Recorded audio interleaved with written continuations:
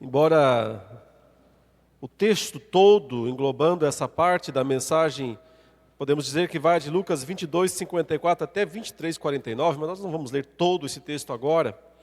Nós vamos meditar vamos ler a partir do verso 27 do capítulo 23. Então, Lucas 27, verso 23. Assim diz a palavra de Deus. Seguia-o numerosa multidão de povo, e também mulheres que batiam no peito e o lamentavam. Porém, Jesus, voltando-se para elas, disse: Filhas de Jerusalém, não choreis por mim, chorai antes por vós mesmas e por vossos filhos. Porque dias virão em que se dirá: bem-aventuradas as estéreis, que não geraram nem amamentaram. Nesses dias dirão aos montes: caí sobre nós, e aos outeiros: cobri-nos. Porque se em lenho verde fazem isto, que será no lenho seco? E também eram levados outros dois, que eram malfeitores, para serem executados com ele.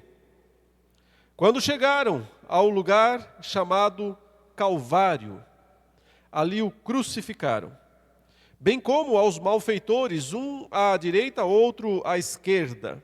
Contudo, Jesus dizia: Pai, perdoa-lhes, porque não sabem o que fazem. Então, repartindo as vestes dele, lançaram sortes. O povo estava ali, e a tudo observava. Também as autoridades zombavam e diziam: salvou os outros, a si mesmo se salve, se é de fato o Cristo de Deus, o escolhido. E igualmente os soldados o escarneciam, e aproximando-se trouxeram-lhe vinagre, dizendo: se tu és o rei dos judeus, salva-te a ti mesmo.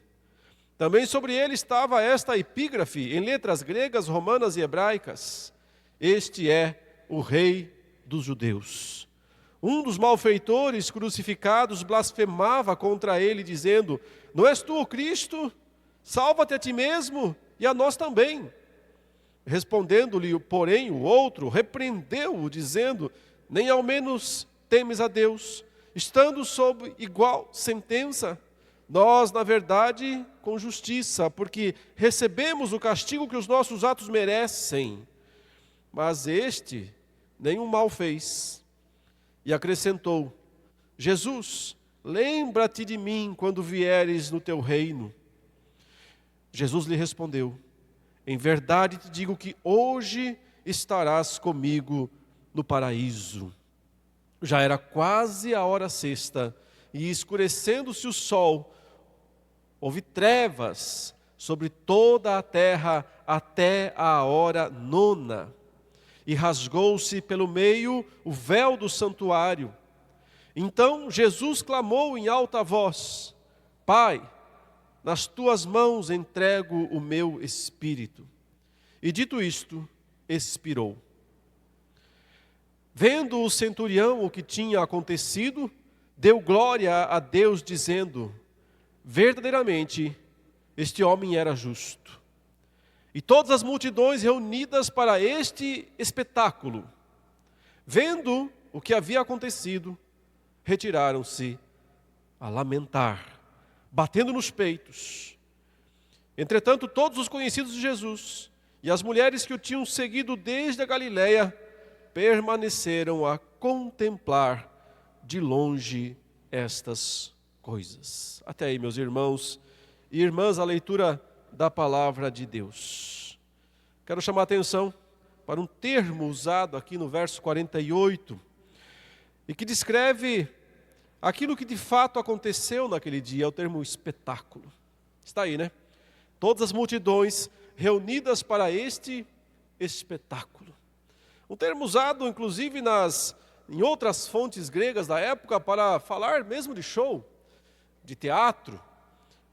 A palavra grega teoria, de onde também vem essa ideia de teatro, de exposição, de apresentação.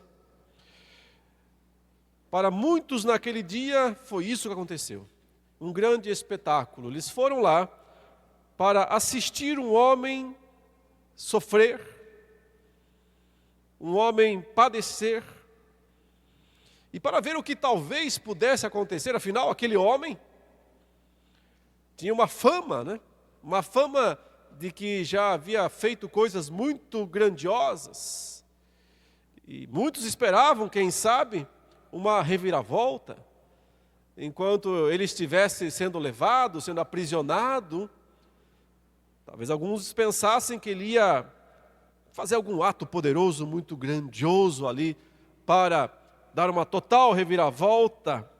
O fato, meus irmãos, é que os olhos estavam fixos em Jesus, como em nenhum outro momento da história, podemos dizer.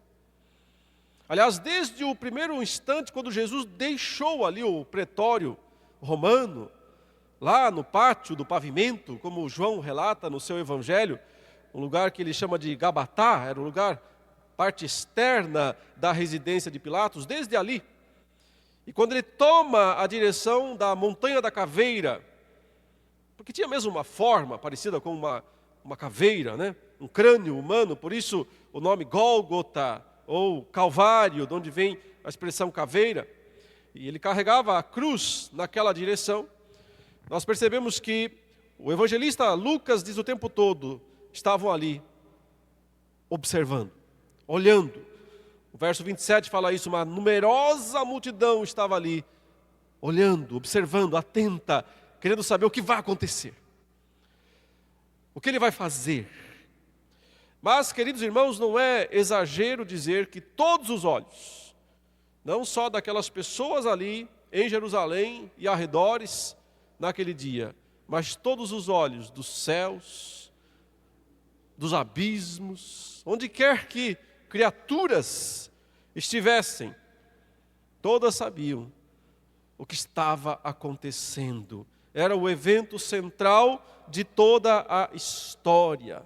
Não apenas olhos humanos fitavam o pregador da Galileia, mas também olhos angelicais.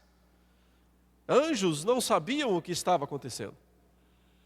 Desde o início, os anjos se aproximaram, né? Tentaram de uma forma ou de outra participar da história. Quando Jesus nasceu ali, em Belém, eu já disse, uma multidão de exércitos estacionou lá no alto para louvar. Talvez eles pensassem, vamos para a guerra, vamos para o conflito. Não.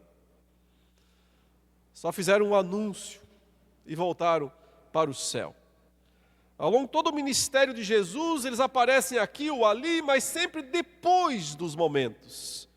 Por exemplo, depois que Cristo passou pelas 3 primeiras tentações de Satanás lá no deserto, é dito que os anjos vieram e os serviram, sempre depois. Eles não puderam agir, eles não puderam intervir, aquela batalha não era deles, era a batalha de um homem só, o exército de um homem só. Jesus Cristo é esse exército de um homem só, ele está ali, e chegou o momento em que ele está exposto.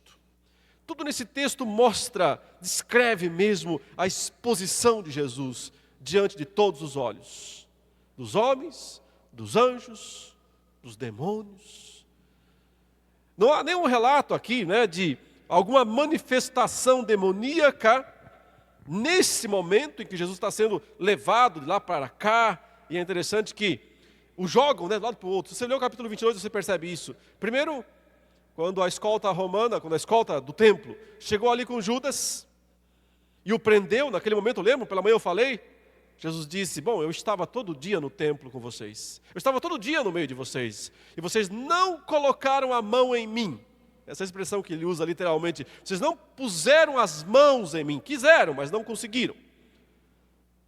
Mas agora, podem me levar, é a hora de vocês, é o momento de vocês, é a hora das trevas, é a hora da autoridade das trevas. João diz, no relato que ele faz, que naquele momento em que a escolta vem para prender a Jesus, Jesus pergunta para eles, quem vocês estão buscando?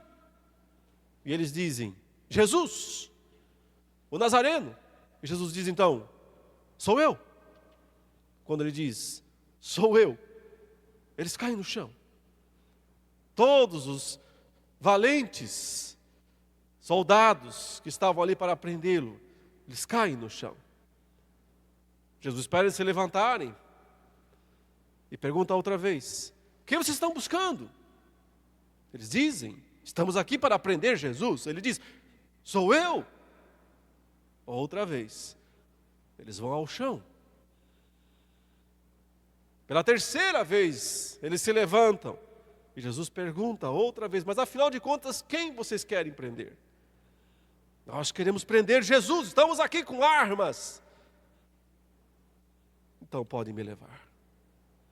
É como se ele dissesse, se eu não quisesse, vocês nunca colocariam a mão sobre mim. Se eu não permitisse, vocês nunca fariam isso. Lembram? Pedro avança com a espada, furioso, valente, e corta a orelha do servo do sumo sacerdote. Jesus diz, Pedro, se essa fosse minha guerra, se essa fosse a minha batalha, fosse uma questão de enfrentar os inimigos, eu poderia agora pedir, e seriam mandadas 12 legiões de anjos. Uma legião para cada um de vocês aqui, para me ajudarem, para me defenderem. Estima-se que as legiões tinham entre 4 e 6 mil soldados, era bastante anjo. Mas um anjo só já podia resolver tudo. Ele disse que poderia mandar 12 legiões se ele quisesse. Mas não era esta a guerra. Não era esta a batalha. Não se tratava de um duelo para ver quem tinha mais força, para ver quem tinha mais aliados, mais soldados. Nunca foi isso. Estranhando, por certo, aquela situação toda, os demônios estavam ali, apenas olhando. Talvez estavam todos muito quietos, na expectativa de que o seu grande inimigo, aquele que até aquele momento eles apenas tinham sofrido derrotas para ele, mas finalmente e incompreensivelmente ele estava ali, sofrendo todos aqueles ultrajes, todas aquelas ofensas. A sensação, por certo, era que o poder tinha ido embora, o poder o tinha abandonado. Porque outrora ele só dizia, para trás. Outrora ele só dizia, vento, cala a boca. Mar, quieto. E agora, não sai nenhuma palavra da sua boca. Ele apenas disse, vocês tentaram me prender. Vocês quiseram fazer isso, mas não puderam. Agora podem. Agora podem me levar. Ele é levado primeiro até a casa dos dois sumos sacerdotes, eram, ao que tudo indica, sogro e genro, né? Anás e Caifás, eles ficam ali, falando com Jesus. Depois, no dia seguinte, ele é levado até o Sinédrio, convoca toda a Assembleia dos Anciãos. Ali ele é acusado, levantam testemunhas falsas contra ele, dizendo, ele disse que ia destruir o templo. Ele disse que não era para pagar tributo a César. Mentiras. Jesus disse, dai a César o que é de César. Dai a Deus o que é de Deus. E sobre o templo, ele disse, é esse templo, não aquele. É o meu corpo, que vocês podem destruir, mas em 3 dias eu o reconstruo. Acusações falsas, acima de acusações falsas, até que o sumo sacerdote consegue extrair uma espécie de autoconfissão de Jesus. Você é mesmo o Messias? E Jesus diz, tu dizes. É a primeira vez que ele admite publicamente. Não é interessante? Todas as vezes anteriores, ele até mandava os demônios ficarem quietos. Eles saíam dizendo, eu sei quem você é o Cristo. Ele dizia, calem a boca, eu não quero propaganda do lado de vocês, não preciso de ajuda das trevas. Mas mesmo em relação às pessoas, ele preferia outro título em vez de Cristo, ele preferia Filho do Homem. E sabemos, queridos, que o motivo pelo qual Jesus se demora a se autoproclamar e se autorreconhecer como Cristo, ou Messias, né? Messias é o termo hebraico, Cristo é o termo grego, é a mesma coisa, ungido. É porque Jesus não queria que eles alimentassem uma falsa esperança sobre que tipo de Messias ele era. Afinal, o Messias que eles queriam era justamente aquele que ia pegar em espadas, que ia ter um exército de soldados, talvez com anjos juntos, sim, por que não? Para poder derrubar o poder de Roma, para poder restaurar o reino a Israel. Era isso que eles mais desejavam. E Jesus claramente demonstrou que não tinha vindo para isso. Ele disse: o meu reino não é deste mundo. E o reino que eu estou estabelecido não é visível, assim, como vocês pensam. Mas é um reino, e eu sou o rei. E nesse momento, diante de Caifás, ele diz: sim, tu dizes. E tem mais. Vocês vão ver agora o Filho do Homem assentado à destra de Deus. Naquele momento, Caifás diz: não precisamos mais de testemunhas. Pode dispensar, esses caras se contradizeram demais. Não precisamos mais deles. Ele acabou de confessar. Ele acabou de dizer que é o Messias e que vai se assentar no trono. É suficiente para nós. Mandem ele para Pilatos. Agora, vamos forçar Roma a fazer a nossa vontade, matar este homem. Então ele é levado a Pilatos. Pilatos o recebe, o interroga, mas não encontra em Jesus nenhuma clara, nenhum resquício sequer das acusações que os judeus estão fazendo contra ele, que os sacerdotes estão fazendo contra ele. Pilatos não sabe o que fazer, fica na dúvida. Mas aí ele descobre que Jesus era de Nazaré, da Galileia. E descobre também que Herodes gostaria de vê-lo, o rei que é responsável por aquela região. Ele diz: manda para ele.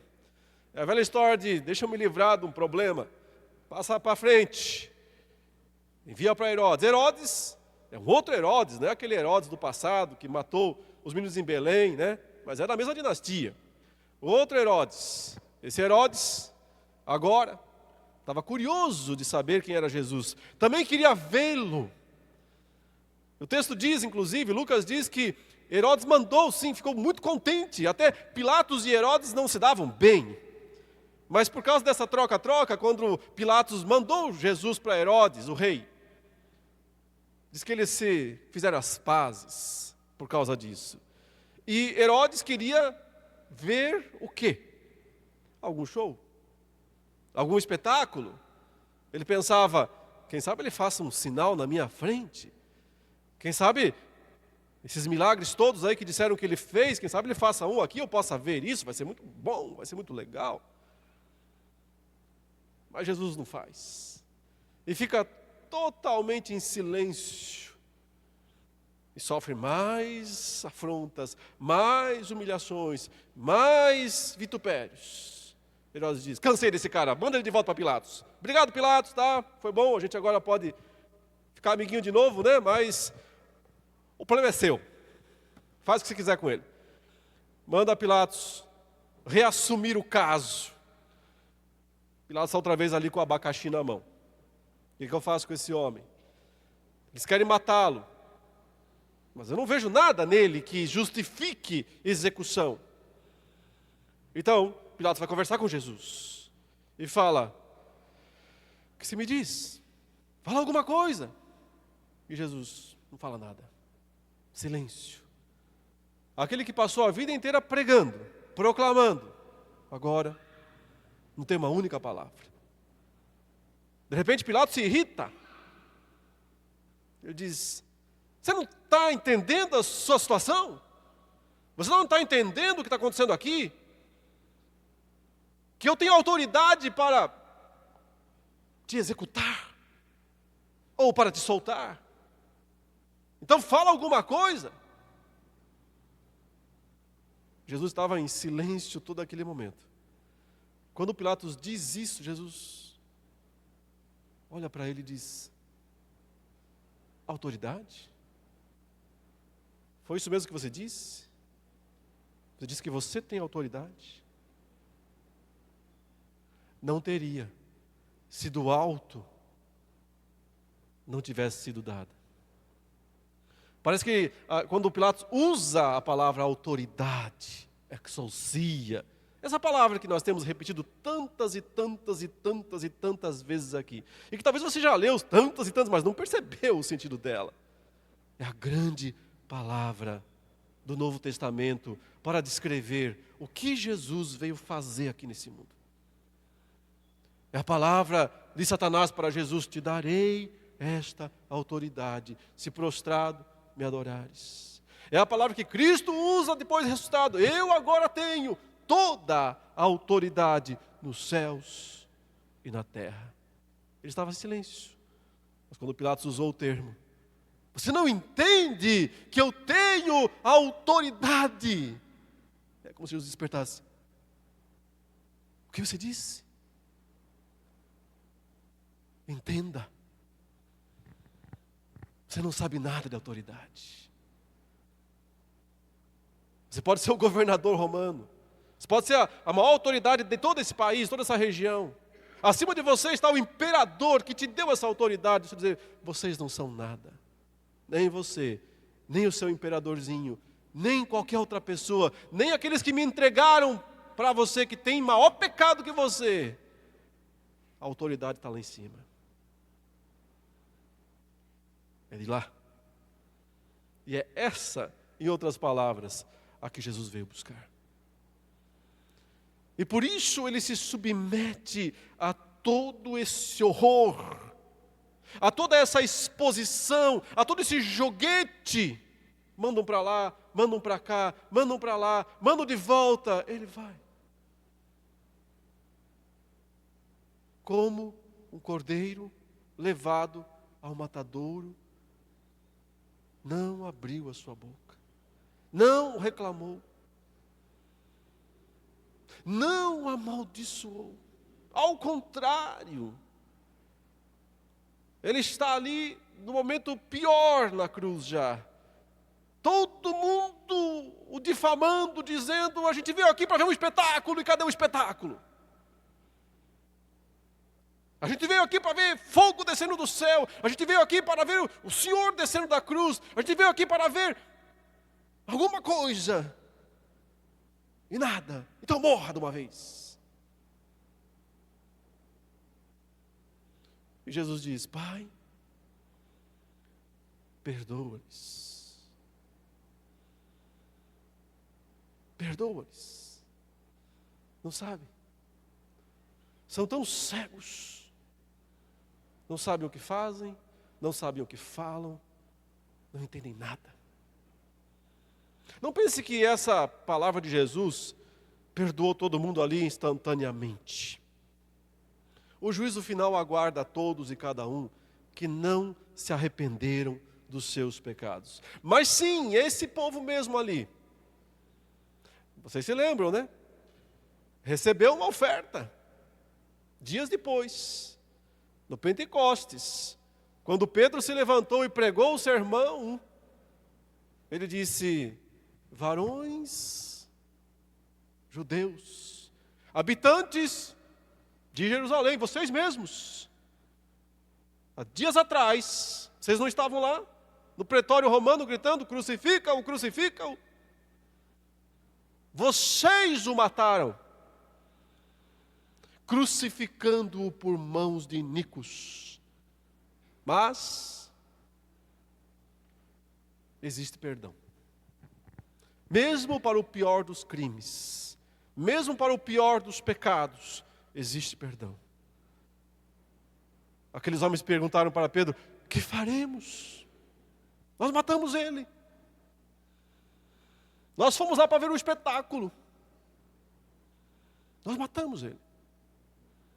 Tem alguma chance para nós? Tem alguma salvação para nós? Que faremos? Pedro diz: tem. arrependam-se.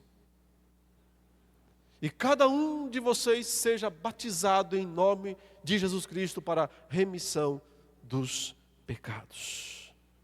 Ainda assim, Jesus estava ali na cruz sem amaldiçoar ninguém. Como eu disse, meus irmãos, nós não temos nada explícito aqui com relação a Satanás e os seus demônios naquele momento, mas nós percebemos que várias expressões usadas pelas pessoas já estiveram na boca do diabo antes. Em vários momentos eles dizem: se és filho de Deus, se és o filho de Deus. Exatamente o termo que Satanás usou na sua primeira investida contra Cristo. Se és o Filho de Deus, faça alguma coisa. Mostre. Transforme as pedras em pães. Atira-te abaixo para que os anjos venham em teu socorro. É o mesmo discurso. O discurso do diabo está na língua destes homens, nos olhos destes homens, que observam, que querem ver algum show, algum espetáculo, alguma manifestação. Veja como os versos 35 a 37 aí dizem isso. O povo estava ali e a tudo observava, olhos atentos. Também as autoridades zombavam e diziam, aqui autoridades não é aquele termo, aqui é os arcontes, ou seja, os chefões, os príncipes. Eles estavam ali, zombavam e diziam: salvou os outros, a si mesmo se salve, se é de fato o Cristo de Deus, o escolhido. Igualmente os soldados escarneciam e aproximando-se trouxeram-lhe vinagre, dizendo: se tu és o rei dos judeus, salva-te a ti mesmo. Inclusive, Mateus diz que eles usaram também a expressão: se tu és Filho de Deus. Desce da cruz, lá em Mateus 27, 40. Como eu disse, é difícil dizer o quanto há de humano ou de demoníaco nessas palavras cheias de escárnio. E provavelmente seja uma mescla das duas coisas. É o resumo aqui, irmãos, de um mundo decaído, de um mundo dominado pelas trevas, reagindo com desdém ao Filho de Deus. É o ápice do desdém humano e demoníaco ao Deus Criador, Santo, Justo e Redentor. É claro que todos já começavam a contar como certa a derrota dele. Afinal de contas, ele não fez nada até agora. Só apanhou, não reagiu, aguentou pacientemente todas as ofensas, todo o sofrimento físico, não reclamou em momento nenhum. Isso provavelmente era o que mais causava estarrecimento. Imagine os anjos olhando aquela cena. Imagine Miguel, os anjos bons, os anjos verdadeiros, olhando para aquela cena e dizendo assim: nós não vamos intervir. Nós vamos deixar isso acontecer. A ordem no trono era: ninguém se mexe. Ninguém se mexe. Todos os milhões de anjos contemplando e dizendo: por quê? O que está acontecendo? Por que ninguém faz nada? Por que ninguém pode fazer nada? Do outro lado, os milhões e milhões de demônios também paralisados, só olhando e dizendo: ele não vai fazer nada. Ele não vai reagir. Vai deixar tudo isso acontecer. Até na hora da cruz, ele está no meio de dois malfeitores. E então nós observamos esse interessante diálogo. Um dos malfeitores blasfema, diz aí o verso 39. Um dos malfeitores crucificados blasfemava contra ele, dizendo: não és tu o Cristo? Salva-te a ti mesmo e a nós também. O outro, porém, repreendeu o companheiro, dizendo: você não teme a Deus, porque, olha, nós estamos sofrendo essa sentença com justiça, estamos recebendo o que os nossos atos merecem, mas ele não fez mal nenhum. E aí ele volta para Jesus e diz: lembra-te de mim quando vieres no teu reino. Não é interessante? Os dois queriam ser salvos. Os dois queriam ser salvos. O primeiro disse: Senhor, se tu és, blasfemando, salva-te a ti mesmo e a nós também. Mas o que era salvação no entendimento do primeiro malfeitor? Livramento da morte. Livramento do sofrimento. Ora, meus irmãos, 80% dos evangélicos acreditam que isso é salvação. Que salvação é livramento de algum mal. De alguma situação de sofrimento, de dor, de doença, de enfermidade, de pobreza, de tristeza, de morte.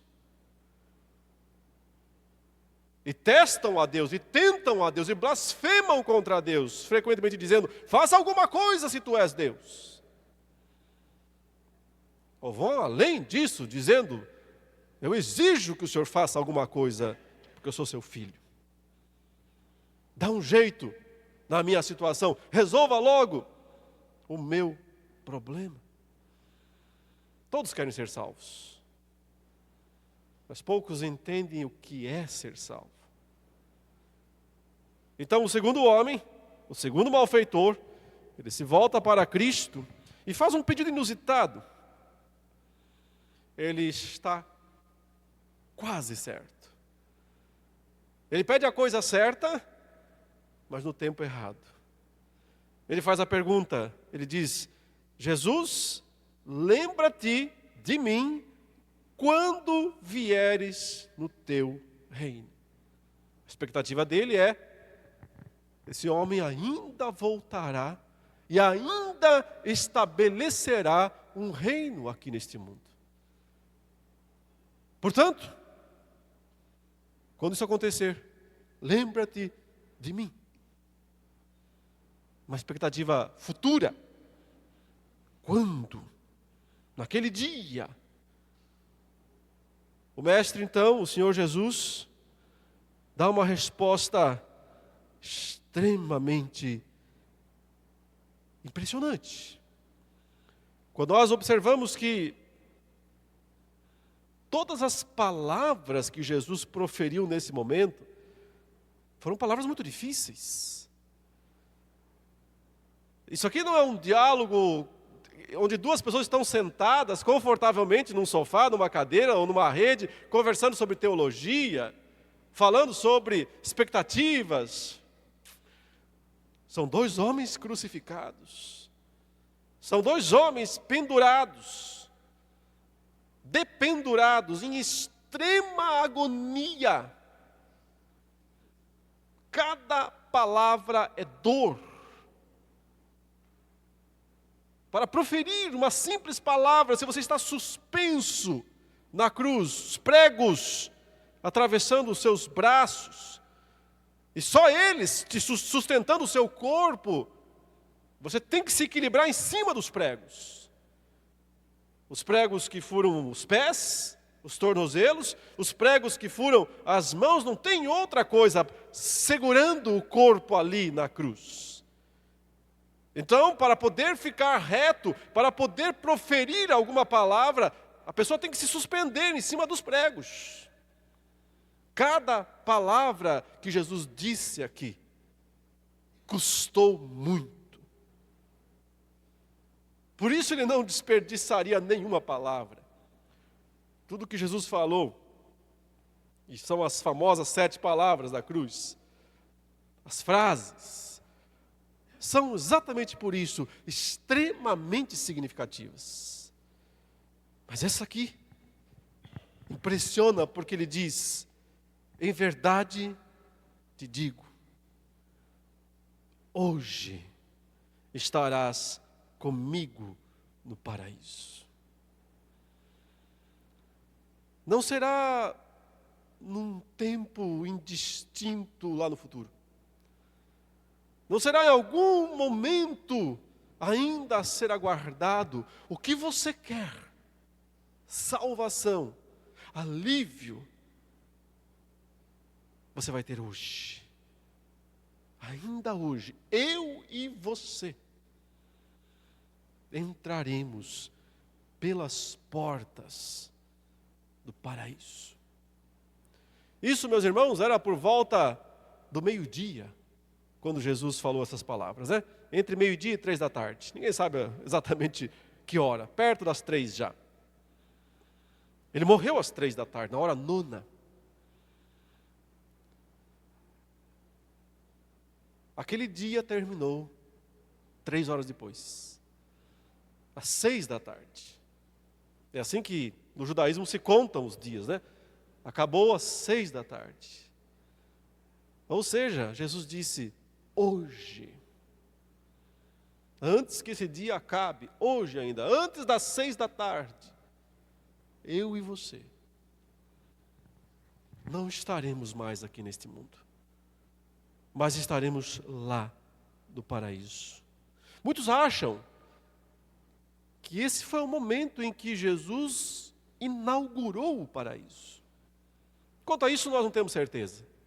É possível, mas não há comprovação da Escritura. Mas muitos acham que era isso que ele estava falando aqui para aquele malfeitor. Estava dizendo, eu vou abrir as portas do paraíso ainda hoje.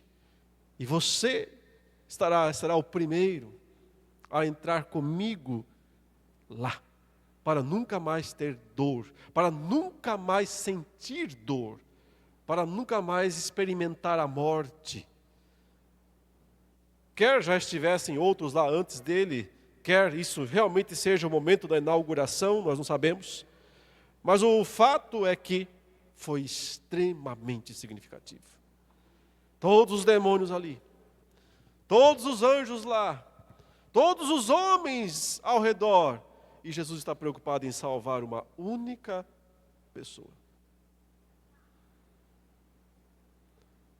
Porque é assim que ele lida. É assim que ele trata. Ele trata conosco, um por um. Não tem salvação por atacado. Não tem salvação genérica. Salvação é sempre quando o Senhor crucificado, na agonia da cruz, ainda consegue olhar para uma pobre alma arrependida e dar a ela toda a esperança da vida e da salvação. Esse é o Evangelho. Só Jesus salva. Só Jesus faz isso. Porque salvação para Cristo é assunto pessoal. Salvação para Cristo é olho no olho. Ali eles não podiam se olhar nos olhos. A cruz não deixava. As cruzes não deixavam. Aí sim o esforço seria impossível. Mas as vozes, o tratar, o falar é pessoal, é um por um.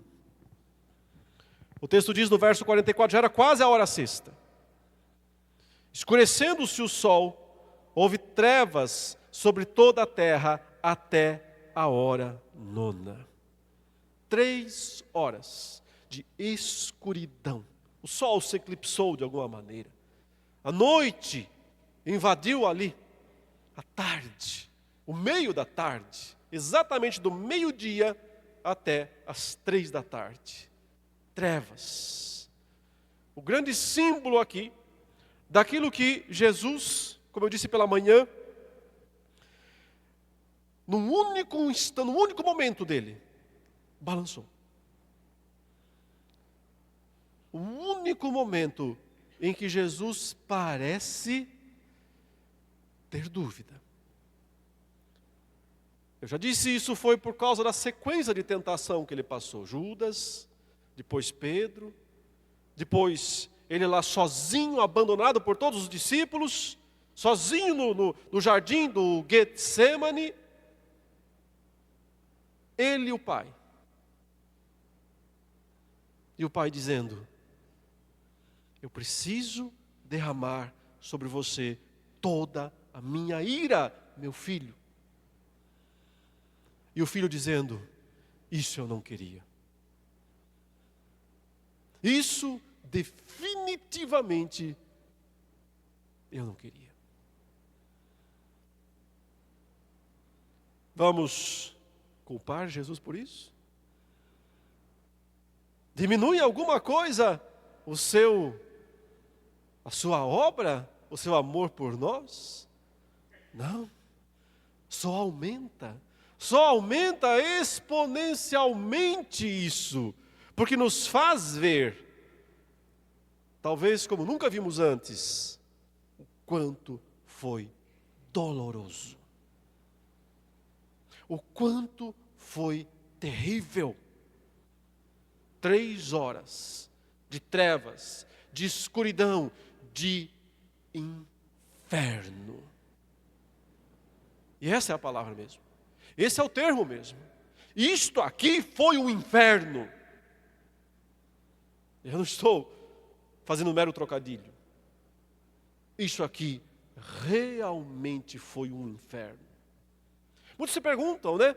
Se Jesus não teria que de fato ter ido para o inferno para ser punido por nós, já que a condenação dos nossos pecados na eternidade seria o inferno.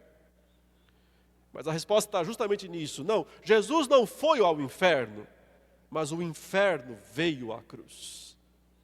O inferno se abateu em trevas sobre o Calvário, naquele momento em que Jesus estava ali, sozinho, solitário, o bode expiatório. Quando o sacerdote, o sumo sacerdote, pegava e amaldiçoava o bode expiatório e confessava os pecados do povo sobre ele. E então ele era enviado para morrer fora da cidade, morrer sozinho, no meio do deserto. É assim que Cristo está nesse momento. Ele é o bode expiatório. Ele é o amaldiçoado. Ele é quem está ali, como diz o apóstolo Pedro na sua primeira carta, capítulo 2, versos 22, carregando, verso 24, carregando em si mesmo, sobre o madeiro, os nossos pecados. Os nossos pecados estão sobre suas costas, estão sobre ele. É todo o peso. Vejam, não quer dizer que são os nossos pecados instrumentalmente que estão lá. Pecado não é uma substância, pecado é uma atitude, pecado é uma ação. Contudo, esta ação gera culpa, gera consequência. Culpa, condenação, é a culpa dos nossos pecados que estava sobre Jesus naquele momento de trevas. Quando então ele experimenta no seu corpo e na sua alma os horrores do inferno. Essas 3 horas foram uma eternidade. Uma eternidade de dor e de sofrimento para o Filho de Deus, aquele que não conheceu o pecado. Aquele que nunca tinha visto do Pai um rosto de ira. Mas agora, é só isso que ele enxerga. Não houve quebra da Trindade, não houve separação entre primeira pessoa e segunda pessoa. Não vamos viajar nessas histórias doidas. O Pai estava ali. Aliás, mais próximo do que nunca. O Pai estava ali. A face do Pai estava ali. E talvez isso fosse o que tornasse ainda mais terrível. Talvez não ter aquela face ali fosse até melhor. Alguns acham que o inferno é o lugar da ausência de Deus. Por isso que ela é um inferno. Não, aí seria fácil. Aí não seria um lugar tão ruim. O inferno não é o lugar da ausência de Deus. Deus está lá. Mesmo no inferno. Deus está em todo lugar. Não disse que falou o salmista? Se eu subir aos céus para tentar fugir de Deus, dou de cara com Ele. Se eu descer aos infernos, aos abismos, para escapar dele, me dei mal. Mas não é a face misericordiosa, não é a face perdoadora, não é a face graciosa, não é a face amorosa de Deus. É só ira.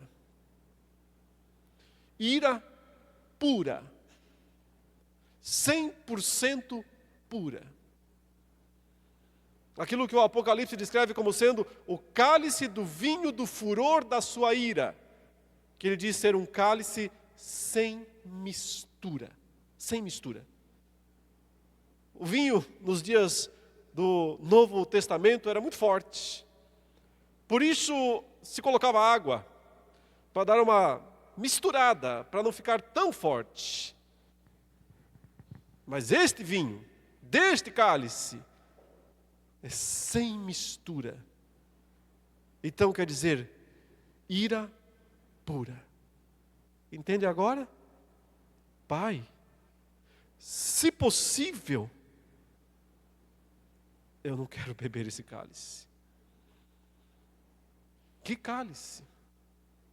O cálice do vinho, do furor, da ira, sem mistura.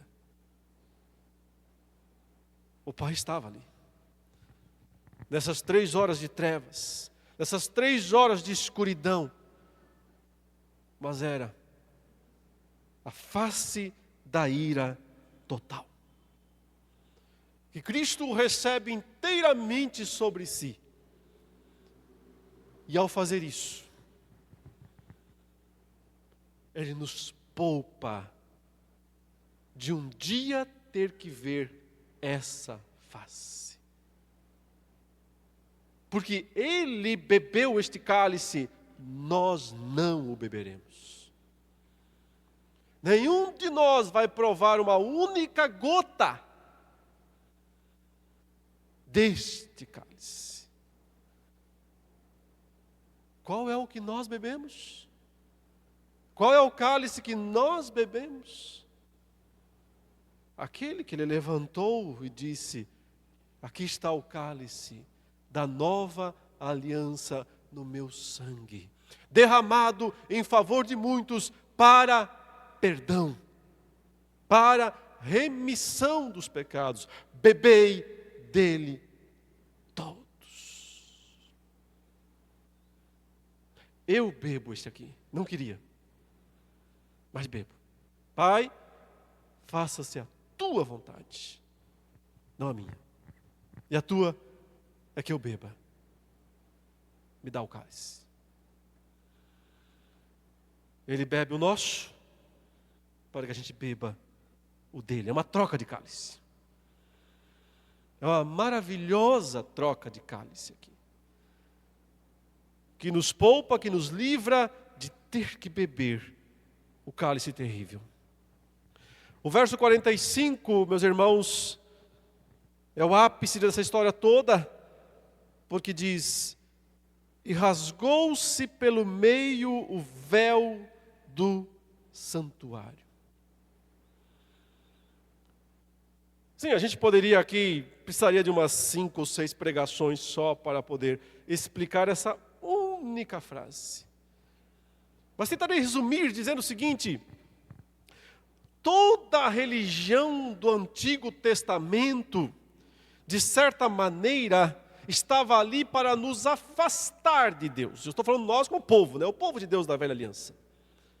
Toda a religião veterotestamentária estava ali para manter o povo longe. E por que precisava manter o povo longe? Porque quem habitará com o santo? Quem pode subir ao monte do Senhor? Quem há de permanecer no seu santo lugar? Quem? Aproximar-se do Deus Santo, aquele para quem os serafins não olham, cobrem os olhos, cobrem os pés, e se limitam a cantar dia e noite, santo, santo, santo. Aproximar-se dele com pecado é o maior risco, é a coisa mais perigosa que alguém pode enfrentar em toda a sua vida. Por isso, toda a estrutura da religião do Antigo Testamento queria manter o povo e ao mesmo tempo afastar o povo. Venha, mas não venha muito. Venha, mas pare aqui. Venha, mas só venha até esse degrau. Não, mais que isso não dá. E tudo isso nada mais era do que para proteger o povo de Deus. Deus não é esse ser entojado que diz, não quero ninguém perto de mim. Fique todo mundo longe. A questão é legal, a questão é jurídica, a questão é de justiça, a questão é que o fogo consumidor consome pecadores. Você se lembra da história? Um dia Moisés disse para o Senhor, queria ver o Senhor. Queria ver tua glória. O Senhor diz, homem nenhum verá a minha glória e viverá. Por isso que tem cortina. Não entendeu até agora? Por isso que tem cortina no santuário. Não dá para olhar. Homem nenhum poderá me ver, olhar para mim e continuar vivo. Mas Moisés era chegado. Moisés era muito chegado. E o Senhor diz, olha, eu vou fazer uma coisa aqui. Vou minimizar os riscos. Eu vou te colocar na fenda da rocha, na fenda da penha. E eu vou passar na sua frente. Mas quando eu estiver passando, eu vou colocar a minha mão em cima de você. Eu vou fechar o buraco da fenda. Eu vou fechar o buraco da rocha. Você está lá dentro, eu vou tapar. Eu vou pôr uma cortina. Então eu vou passar na frente de você. E quando eu já tiver passado bem de longe, eu vou tirar a minha mão. E você vai poder ter um vislumbre à distância da minha glória, ao máximo que dá. Os riscos são muito grandes. Vejam, quando o Senhor está pondo a mão em cima da rocha, Ele está protegendo Moisés, não é? De quem? Do diabo que vai chegar ali para matá-lo? Não. De quem? Dele mesmo. O maior inimigo não é o diabo. O nosso maior inimigo não é, nunca foi, o diabo. O nosso maior inimigo sempre foi Deus. Porque nós éramos seus inimigos. Quando nós ainda éramos inimigos, diz o apóstolo Paulo. Ele enviou seu filho. O grande inimigo não é o diabo.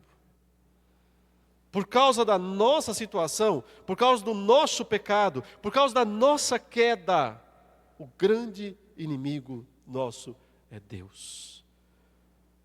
O perigo está aí. Por isso Jesus falou aos seus discípulos, ele falou assim, olha, vocês não devem temer a pessoa errada. Vão, eu quero que vocês vão, eu quero que vocês façam a minha obra, eu quero que vocês preguem, que vocês testemunhem. Ah, mestre, mas perigoso, né? Vão nos matar, vão nos aprisionar. Vão mesmo, Jesus diz. Vão mesmo, isso vai acontecer mesmo. Eu estou mandando vocês como ovelhas. Eu sou uma ovelha, eu não abri a boca. Eu estou mandando vocês como ovelhas também. Para o meio de lobos. Mas não temam a pessoa errada. Não temam aquele que pode matar o corpo, mas não pode matar a alma. É isso que o diabo pode fazer se Deus deixar. Deus deixou, Satanás foi lá e matou os filhos de Jó. Matou. Usando instrumentos humanos, mas foi o diabo. Sob a autorização de Deus, Deus não dissesse pode, ele não fazia. O máximo que os malignos podem fazer, se Deus deixar, se Deus autorizar, se Deus permitir, é nos matar fisicamente, matar o corpo. Mas eles não podem fazer nada contra a nossa alma. Ao matarem o corpo, eles libertam a nossa alma, para que ela vá até o paraíso, que está pronto,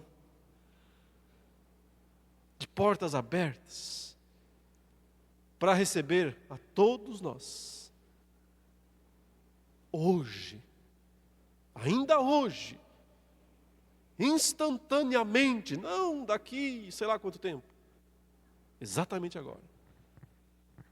Está aberto para isso, para receber-nos. Então, Jesus disse, não temam quem pode matar o corpo, mas não pode matar a alma. Temam, aí sim, aí está o perigo de fato.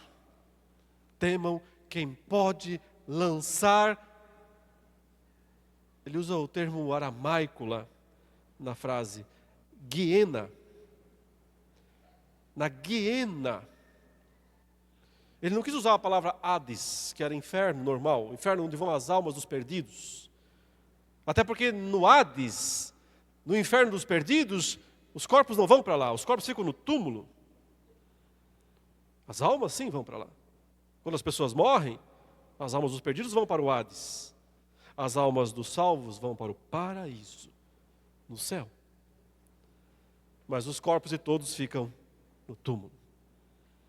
Só há um lugar para onde é possível ir, em corpo e alma, em termos de perdição. Se chama de o lago que arde com fogo e enxofre, a guiena. Jesus disse, onde a fumaça nunca apaga, onde o verme nunca morre, ele vai corroer o seu corpo, Jesus disse, por toda a eternidade. Aí está quem deve ser temido. O grande inimigo não é o diabo. O grande inimigo, até que nós sejamos redimidos, é Deus. E Cristo veio para se colocar entre nós e Ele, para se fazer o inimigo em nosso lugar, e para receber toda a fúria, toda a ira da justiça da lei de Deus. E tudo isso aconteceu nessas 3 horas de escuridão. E por isso, ao final delas, não é mais preciso colocar uma mão sobre Moisés. Por isso, ao final delas, não há mais necessidade de cortinas separando, protegendo, refreando o povo de Deus. Por isso, depois dessas 3 horas de escuridão, quando também Jesus disse, segundo João, aquela palavra, né? Está consumado. O que significa? Todo o ritual está fechado. Todos os detalhes que precisavam ser cumpridos, foram cumpridos. Tudo que tinha que ser pago, foi pago. Tudo que tinha que ser executado, foi executado. Está consumado. Então, o véu se rasga. Então, o Santo dos Santos se abre.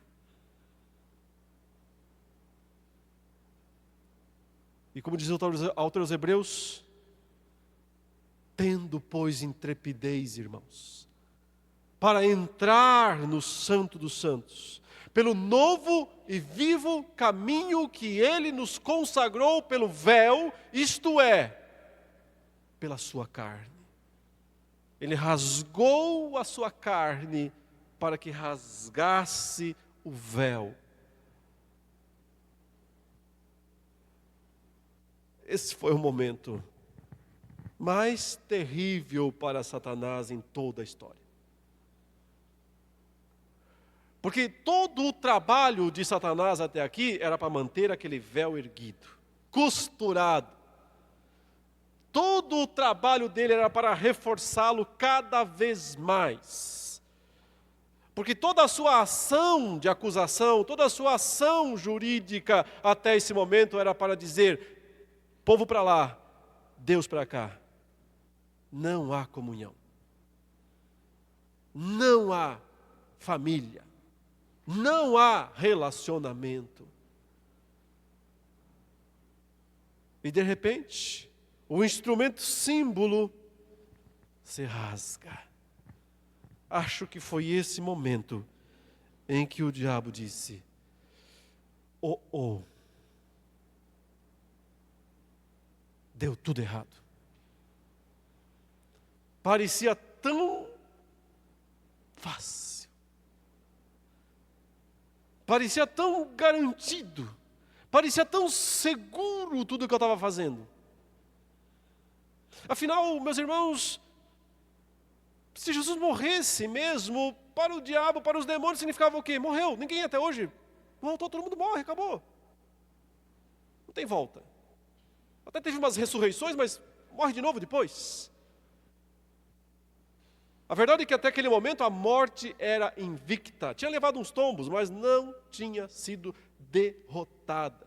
Tinha levado umas pancadas, mas nunca foi derrotada. Então parecia líquido e certo para Satanás e seus demônios que quando Cristo ali fosse de fato morto, agonizasse, como de fato ele agonizou, eles tinham vencido. E mais uma vez, tinham provado algo. O quê? Que os homens não são confiáveis. Que os homens não merecem qualquer tipo de salvação. Esse foi o ponto de Satanás desde o começo. Se você não percebe isso no texto bíblico, leia outra vez. Esse foi o ponto desde o começo, provar que Adão e Eva não eram dignos de estarem naquele jardim. Provar que se ele pudesse tentá-los, eles caíam. Ele caiu, eles caíram. O seu ponto sempre foi esse, diante de Jó, provar para Deus que só era fiel, Jó, por causa das benesses que Deus dava para ele. Ainda que Jó não tenha pecado, mas ele balançou feio. Quando pediu para si a morte, quando questionou Deus na sua justiça, sobre algum aspecto, Satanás alcançou pontos, trunfos em todos esses percursos, em todos estes momentos. E no último instante, como eu disse pela manhã, ele destrói um dos discípulos. Ele esmaga um dos discípulos. É o pior deles, é verdade. Mas então ele pega o melhor deles e também o destrói, também o estraçalha, também o esmaga. A diferença aí está entre eleito e preterido.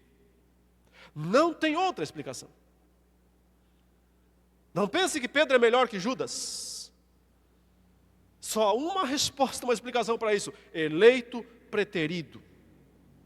Qualquer outra explicação não vai satisfazer. E por fim, o espetáculo.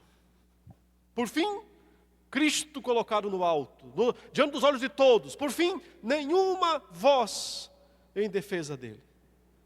Está provado mais uma vez. Está provado mais uma vez. Não há esperança para a raça humana. Não há nada para a raça humana. Não se pode esperar nada da raça humana. É isso que eles são. Provei meu ponto mais uma vez. Que os céus vejam, que os infernos vejam. Provei meu ponto mais uma vez. Mas então, quando o véu do santuário se rasga, quando aquela voz ecoa do Calvário dizendo, está pago, é quando o diabo tem o choque. Sabe quando você olha o extrato bancário, ele estava gordo e de repente ele está zerado. Num único instante o dinheiro sumiu todo. Desapareceu totalmente da conta. Satanás sabe que tudo o que ele tinha, todos os seus despojos de guerra, todas as suas conquistas jurídicas e militares ao longo de milênios, sumiram. Instantaneamente desapareceram. Ele está zerado. Ele sabe naquele momento que nunca mais poderá se apresentar lá nos céus diante do juiz para fazer qualquer acusação. Ele nunca mais poderá fazer isso e ele sabe. Ele sabe que todas as dívidas do povo de Deus em toda a história estão zeradas. E ele não pode mais cobrar absolutamente nada. É isso que significa dizer, sua cabeça foi esmagada. Jesus só usou uma arma, um pedaço de madeira. O pedaço de madeira o matou. O mesmo pedaço de madeira matou o diabo. Esmagou sua cabeça. Como diz o autor aos Hebreus, né? Por sua morte, Jesus matou o que tinha o poder da morte. Foi aquele puritano John Owen que falou, né? A morte da morte na morte de Cristo. É mais ou menos isso. Na cruz, Cristo morre. Na cruz, Cristo mata a morte. E mata quem tinha o poder da morte. O poder de exigir, o poder de reivindicar, o poder de reclamar. Satanás reclamou você, Pedro. Nunca mais. Nunca mais ele poderá fazer isso. Reclamar, exigir alguma coisa diante do trono de Deus. Nunca mais. Por isso a derrota pesou. Caiu sobre as trevas, sobre as forças das trevas. Todos perceberam naquele momento. Deve ter sido realmente estarrecedor. Essas coisas, meus irmãos, foram sendo reveladas aos poucos na narrativa bíblica. Eu queria só para terminar que nós víssemos algumas passagens. Foi mesmo um espetáculo. O Senhor quis colocar seu Filho como um espetáculo para céus e terra. Mas porque o Senhor queria mostrar algo. E isso nos é dito por Paulo lá em Romanos 3. Por favor, abra. E vejam quantas vezes esse versículo aqui, o verso 25, fala sobre isso. Mostrar, manifestar, exibir. O verso 24 diz que nós temos redenção em Cristo Jesus. Somos justificados gratuitamente por sua graça, mediante a redenção que há em Cristo Jesus. Mas olha, por que isso é possível? Verso 25, a quem Deus propôs. Aí está a proposta divina. Essa expressão quer dizer, a quem Deus colocou lá, diante de todos. É um espetáculo. Sim, o Pai colocou o Filho diante dos olhos de céus e terra. Ele precisava ser visto. Ele foi contemplado por anjos. Ele foi contemplado por demônios. Ele foi contemplado por homens. Foi Deus quem quis isso. Deus propôs no seu sangue, como propiciação, mediante a fé, para manifestar a sua justiça. Por ter Deus, na sua tolerância, deixado impunes os pecados anteriormente cometidos. Sabe por que Deus não condenou nenhum dos salvos do Antigo Testamento, embora eles tivessem morrido antes da cruz? O texto diz aí, porque Ele tolerou. Porque Ele tolerou esses pecados. Mas não porque Ele é fraco, porque Ele se deixa vencer pelo amor, não é esse o ponto. Ele tolerou, porque Ele tinha em vista, diz o texto, tendo em vista a manifestação, outra vez, manifestação, a manifestação da sua justiça no tempo presente, para Ele mesmo ser justo e o justificador daquele que tem fé em Jesus Cristo. A cruz resolveu o dilema. O grande dilema desde o começo. A cruz calou o acusador, porque agora ele não pode mais dizer, se Deus é justo, Ele tem que condená-los. Ele não pode mais falar isso. Deus é justo porque condenou seu filho. Deus é justo porque seu filho sofreu o inferno. Então Deus pode manter sua justiça enquanto justifica o pecador. Nada disso estava absolutamente claro naquele momento, nem mesmo para os anjos. Vejam mais duas passagens. Em Efésios capítulo 4, ou melhor, Efésios capítulo 3, Paulo fala desta obra de salvação de Jesus, da sua morte na cruz, que é o Evangelho, para salvar não só judeus, mas especialmente gentios. Ele diz que isso era um mistério. No verso 9 fala assim, e manifestar qual seja a dispensação do mistério. Desde os séculos oculto em Deus, que criou todas as coisas, para que pela igreja, a multiforme sabedoria de Deus se torne conhecida agora, Paulo fala, agora, dos principados e potestades nos lugares celestiais. Sim, irmãos, os anjos não entenderam nada naquele momento. Enquanto eles olhavam para a cruz, enquanto eles viam Cristo sendo ali humilhado e talvez pensassem, nós não vamos fazer nada, porque não nos deixam agir. Eles não entenderam nada mesmo. Eles só foram entender depois. Estava oculto. O próprio diabo não entendia coisa nenhuma. E a única explicação para isso é que Deus o cegou, cegueira de Deus. Ele o impôs cegueira, para que ele agisse como um louco que é. Atirasse para todo lado, como ele tentou fazer. E no final fosse o instrumento de sua própria morte. A santa ironia de Deus. Talvez ele se lembrou depois. Ele falou isso. Ele disse que eu feriria o calcanhar. Mas disse também que ele feriria a minha cabeça. Só não imaginava que ia ser ao mesmo tempo. Só não imaginava que ia ser justamente o ferimento no calcanhar. Ele o levou à cruz. Ele o levou à morte.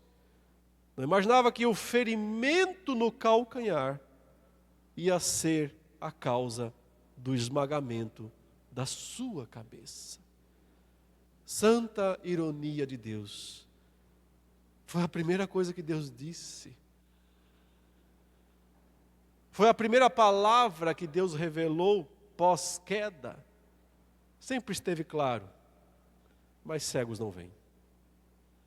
Só quem tem olhos, só quem recebe olhos espirituais, só quem tem ouvidos pode ouvir. Só depois da cruz, principados e potestades entenderam.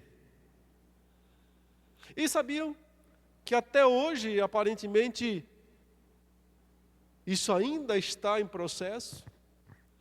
É interessante que o autor aos Hebreus, ou melhor, o apóstolo Pedro, Hebreus também fala sobre isso de outra forma, mas o que me interessa aqui é o que Pedro fala na sua primeira carta, último texto para lermos. 1 de Pedro, capítulo 1. Aqui no versículo 12, e antes disso, Pedro está falando sobre como o Evangelho já esteve lá no Antigo Testamento, nas entrelinhas, né?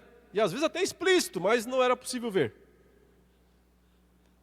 A eles, que eram os profetas, foi revelado que não para si mesmos, mas para vós outros, ministravam as coisas que agora vos foram anunciadas por aqueles que pelo Espírito Santo enviado do céu vos pregaram o Evangelho.